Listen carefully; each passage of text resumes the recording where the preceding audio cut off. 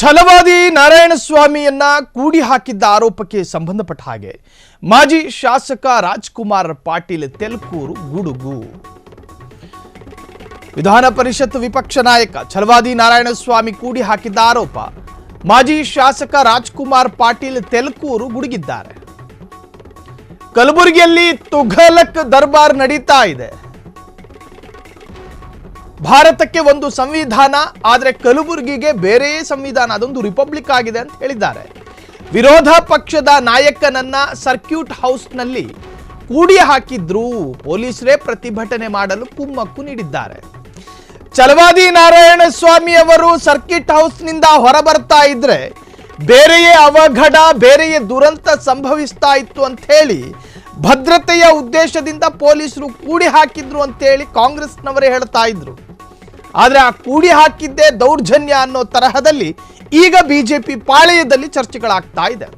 ಕಲಬುರಗಿಯಲ್ಲಿ ರಾಜ್ಕುಮಾರ ಪಾಟೀಲ್ ತೆಲಕೂರು ಈಗ ಗುಡುಗಿದ್ದಾರೆ. ಪ್ರಿಯಾಂಕ್ ಖರ್ಗೆ ವಿರುದ್ಧ ಅವಹೇಳನಕಾರಿ ಪದ ಬಳಕೆ. ಚಿತ್ತಾಪುರ ಪ್ರವಾಸಿ ಮಂದಿರದಲ್ಲಿದ್ದಂತಹ ಛಲವಾದಿಗೆ ದಿಗ್ಬಂಧನ. ಪ್ರವಾಸಿ ಮಂದಿರಕ್ಕೆ ಮುತ್ತಿಗೆ ಹಾಕಿದ್ದ ಕಾಂಗ್ರೆಸ್ ಕಾರ್ಯಕರ್ತರು.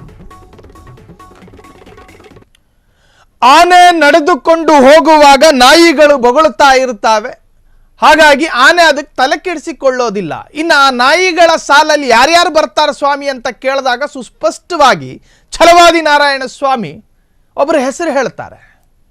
ಆ ಹೆಸರಿನ ಹಿಂಬಾಲಕರು, ಆ ಹೆಸರೊಂದು ಸಿದ್ದು ಸಚಿವ ಸಂಪುಟದ ಮಿನಿಸ್ಟ್ರು, ಆ ಹೆಸರಿಗೂ ಒಂದು ವ್ಯಕ್ತಿತ್ವ ಇದೆ, ಆ ಹೆಸರಿಗೂ ಒಂದು ವೈಯಕ್ತಿಕ ವರ್ಚಸ್ಸು ಅನ್ನೋದಿದೆ. ಅವರ ಹಿಂಬಾಲಕರು ಸ್ವಾಭಾವಿಕವಾಗಿ ರೊಚ್ಚಿಗೇಳ್ತಾರೆ. ಪ್ರಜಾಪ್ರಭುತ್ವ ವ್ಯವಸ್ಥೆಯಲ್ಲಿ ಖಂಡಿಸುವ ಅಧಿಕಾರ ಮತ್ತು ಅವಕಾಶ ಪ್ರಜೆಗಳಿರುತ್ತೆ. ಆದರೆ ಅದರ ರೂಪ ಅತಿರೇಕಕ್ಕೆ ಹೋಗಬಾರದು. ಇಲ್ಲಿ ಕಾಂಗ್ರೆಸ್ ಅನ್ನು ಸಮರ್ಥನೆ ಮಾಡಿಕೊಂಡು ಬಿಜೆಪಿಯನ್ನು ವಿರೋಧಿಸುವ ಪ್ರಯತ್ನ ನಮ್ದಲ್ಲ.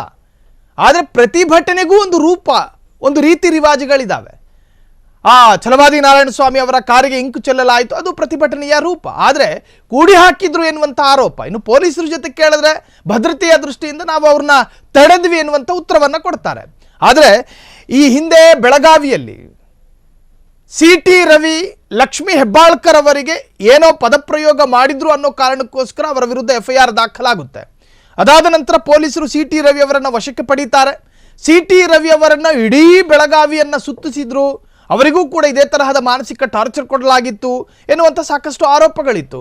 ಅದೇ ಆರೋಪವನ್ನು ಹೋಲುವಂತೆ ಈಗ ಛಲವಾದಿ ನಾರಾಯಣಸ್ವಾಮಿ ಅವರು ಕೂಡ ನಿನ್ನೆ ಸ್ವತಃ ಅವರೇ ಮಾತನಾಡ್ತಾ ಇದ್ರು ಫ್ರೀಡಮ್ ಟಿವಿಯ ಜೊತೆ. ಕೇಳಿದೆ, ನಿಮ್ಮನ್ನ ಈ ತರಹದಲ್ಲೇನಾದರೂ ಹಿಂಸೆ ಕೊಟ್ರಾ ಅಂತ ಹೇಳಿ. ಹೌದು, ಪೊಲೀಸರು ನಿಸ್ಸಹಾಯಕರಾಗಿದ್ರು, ಅಸಹಾಯಕತೆಯನ್ನು ವ್ಯಕ್ತಪಡಿಸ್ತಾ ಇದ್ರು. ಪೊಲೀಸರಿಗೆ ಯಾರೋ ನಿರ್ದೇಶನವನ್ನು ಕೊಡ್ತಾ ಇದ್ರು, ಥೇಟ್ ಸಿ.ಟಿ. ರವಿ ಆರೋಪ ಮಾಡ್ದಂಗೆ. ಈ ಹಿಂದೆ ಮಾಜಿ ಶಾಸಕ ಸಿ.ಟಿ. ರವಿ ಇದೇ ತರಹದ ಆರೋಪವನ್ನು ಮಾಡಿದ್ರು. ಅದೇ ಆರೋಪವನ್ನು ಹೋಲುವಂತೆ, ಅದೇ ಆರೋಪಕ್ಕೆ ಸಾಮೀಪ್ಯ ಇರುವಂತೆ ಛಲವಾದಿ ನಾರಾಯಣಸ್ವಾಮಿಯು ಕೂಡ ಅದೇ ಥರ ಫ್ರೀಡಮ್ ಟಿವಿ ಜೊತೆ ಮಾತನಾಡ್ತಾ ಇದ್ರು. ಇಲ್ಲಿ ಅತಿರೇಕದ ವರ್ತನೆ ಕಾಂಗ್ರೆಸ್ಸಿಗರದ್ದಾಗಿತ್ತ, ಅಥವಾ ಈ ಒಂದು ವಿಚಾರವನ್ನೇ ಎನ್ಕ್ಯಾಶ್ ಮಾಡಿಕೊಂಡು ಛಲವಾದಿ ನಾರಾಯಣಸ್ವಾಮಿ ಅವರು ರಾಜಕೀಯ ವಿಷಯವಾಗಿ ಇದನ್ನು ಮಾರ್ಪಡಿಸಿದ್ರ, ಇವೆಲ್ಲವೂ ಕೂಡ ಜನ ತೀರ್ಮಾನ ಮಾಡ್ತಾರೆ. ಕಾರಣ ಅಲ್ಲಿ ನಡೆದಿರ್ತಕ್ಕಂತಹ ಪ್ರಹಸನಗಳು ತೆರೆದ ಪುಸ್ತಕದಂತೆ ಜನರ ಮುಂದಿದೆ. ಇನ್ನು ಕಲಬುರಗಿ ಒಂದು ವಿಶೇಷ ರಿಪಬ್ಲಿಕ್ ಆಗಿದೆ, ಅಲ್ಲಿ ತುಘಲಕ್ ದರ್ಬಾರ್ ನಡೀತಾ ಇದೆ. ಅದು ಯಾಕೆ ಹೇಳ್ತಾ ಇದ್ದಾರೆ ಅಂದರೆ ಪ್ರತ್ಯೇಕವಾಗಿ AICC ಅಧ್ಯಕ್ಷ ಜೊತೆಗೆ AICC ಅಧ್ಯಕ್ಷರ ಮಗ, ಅವರ ಕ್ಷೇತ್ರ. ಹಾಗಾಗಿ ಈ ವಿಚಾರವನ್ನು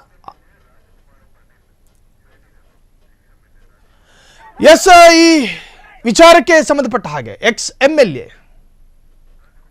ರಾಜ್ಕುಮಾರ್ ಮಾತನಾಡಿದ್ದಾರೆ. ಏನ್ ಮಾತನಾಡಿದ್ದಾರೆ ಕೇಳಿಸ್ಕೊಳ್ಳಿ. ಇಲ್ಲಿ ಯಾವುದೇ ರೀತಿಯ ಸಂವಿಧಾನಿಕ ರೀತಿಯಲ್ಲಿ ಕಾನೂನು ಸುವ್ಯವಸ್ಥೆಗಳು ಕಾಪಾಡಬೇಕಾದಂತ ಜಿಲ್ಲಾ ಆಡಳಿತ ದೀರ್ಘ ನಿದ್ರೆಗೆ ಜಾರಿದೆ. ಕಲಬುರಗಿನಲ್ಲಿ ಏನ್ ನಡೀತಾ ಇದೆ? ಇಡೀ ಭಾರತಕ್ಕೆ ಒಂದು ಸಂವಿಧಾನ ಆದ್ರೆ ಕಲಬುರಗಿನಲ್ಲಿ ಇರುವಂತ ಜನರಿಗೆ ಒಂದು ಸಂವಿಧಾನನ? ನಾನು ಇವತ್ತು ಜಿಲ್ಲಾಡಳಿತಕ್ಕೆ ಪ್ರಶ್ನೆ ಮಾಡೋದಕ್ಕೆ ಇಚ್ಛಿಸ್ತೇನೆ. ಗೃಹ ಸಚಿವರೇ, ರಾಜ್ಯದಲ್ಲಿ ಏನ್ ನಡೀತಾ ಇದೆ? ಯಾರು ಕೂಡ ಸರ್ಕಾರದ ವಿರುದ್ಧ ದನಿ ಎತ್ತಬಾರ್ದ? ಒಬ್ಬ ವಿರೋಧ ಪಕ್ಷದ ನಾಯಕರು ಇವತ್ತು ಪ್ರವಾಸ ಮಾಡ್ತಾರೆ ಅಂತ ಹೇಳಿದ್ರೆ ಅವರ ಪ್ರವಾಸಕ್ಕೆ ಸೂಕ್ತವಾದಂತ ಭದ್ರತೆಯನ್ನು ಕೊಡದೇನೆ ಗೂಂಡಾಗಳಿಗೆ ಹೆಚ್ಚು ಒತ್ತು ಕೊಟ್ಟು ಇವತ್ತು ಒಬ್ಬ ವಿರೋಧ ಪಕ್ಷದ ನಾಯಕರನ್ನ 5-6 ಗಂಟೆಗಳ ಕಾಲ ಒಂದು ಸರ್ಕಿಟ್ ಹೌಸ್ ನಲ್ಲಿ ಕುಂದ್ರೆ ಹಾಕ್ತಕ್ಕಂಥ ಕೆಲಸ ಕಲಬುರಗಿ ಜಿಲ್ಲೆಯ ಪೊಲೀಸ್ ಅಧಿಕಾರಿಗಳು ಮಾಡಿದ್ದಾರೆ. ಇದು ಅಕ್ಷಮ್ಯ ಅಪರಾಧ.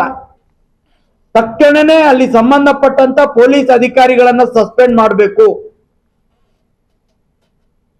ಯಾರೋ ಒಂದಿಷ್ಟು ಜನ ಏನೋ ವಿರೋಧ ಮಾಡಿದ್ರು ಅಂತ ಹೇಳಿ ಅವರನ್ನ ಒತ್ತಾಯ ಪೂರ್ವಕವಾಗಿ ಸರ್ಕಿಟ್ ಹೌಸ್ ನಲ್ಲಿ ಕೂಡಿ ಹಾಕ್ತಕ್ಕಂಥ ಕೆಲಸ ನಡೀತು.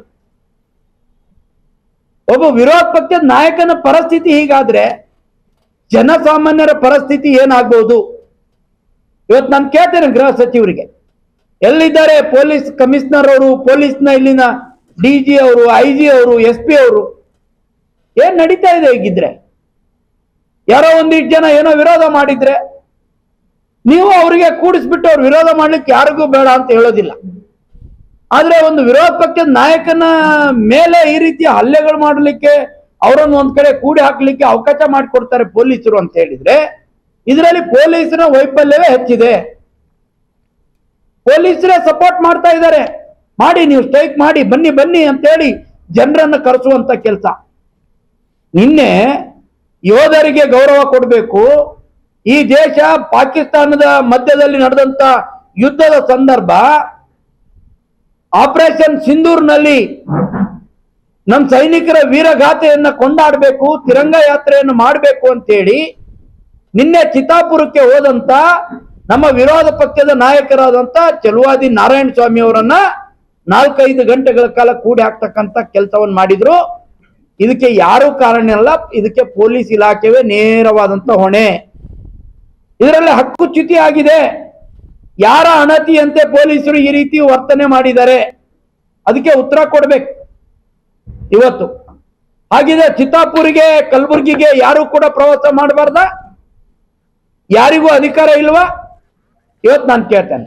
ಇಲ್ಲಿ ಯಾವುದೇ ರೀತಿಯ ಕ್ಷಣ ಕ್ಷಣದ ಸುದ್ದಿಗಳಿಗಾಗಿ ಫ್ರೀಡಂ ಟಿವಿ ಸಬ್ಸ್ಕ್ರೈಬ್ ಮಾಡಿ, ಲೈಕ್ ಮಾಡಿ ಹಾಗೂ ಫಾಲೋ ಮಾಡಿ. ಹೊಸ ಸುದ್ದಿಗಳ ನೋಟಿಫಿಕೇಶನ್ಗಾಗಿ ಬೆಲ್ ಐಕಾನ್ ಮೇಲೆ ಕ್ಲಿಕ್ ಮಾಡಿ.